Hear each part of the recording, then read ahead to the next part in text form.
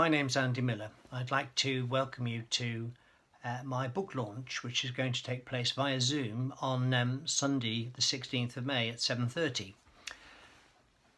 My book is the novel Never a Word, and this book follows two lives mainly. One is the life of Sue Roberts, who's similar age to me, and she was born in the same place as me, in Weymouth, Dorset, and grew up in the same period in the 1950s and early 1960s. So in that sense, she's similar to me.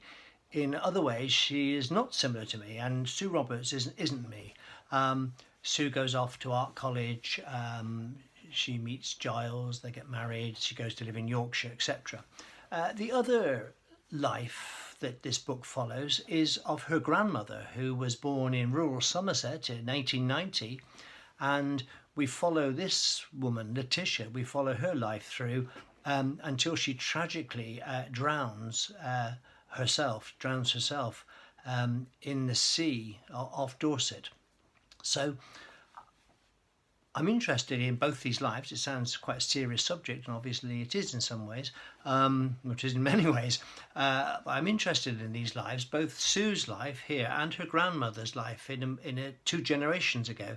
But I'm also interested in the way that the effects that this has on the generation in between, Sue's parents' generation. So I'm exploring all those themes. I've always been a big fan of Thomas Hardy. I'm not a Hardy nut, but I have read all his major novels and some of his poetry and biographies.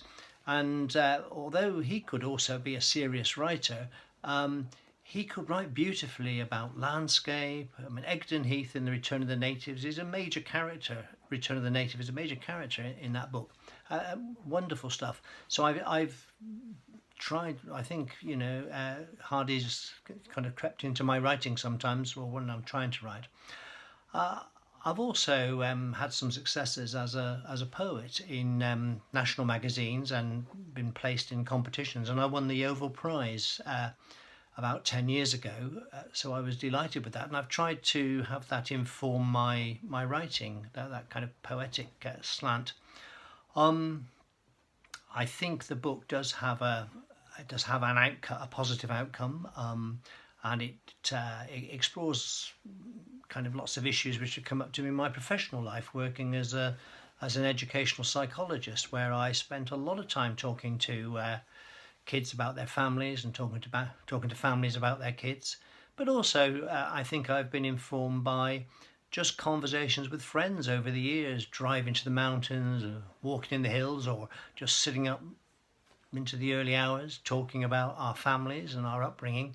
So a lot of these things I've tried to bring together into this novel.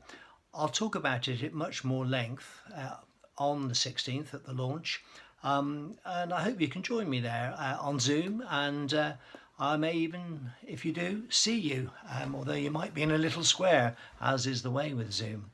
So hopefully I'll see you on the 16th. Okay, bye-bye.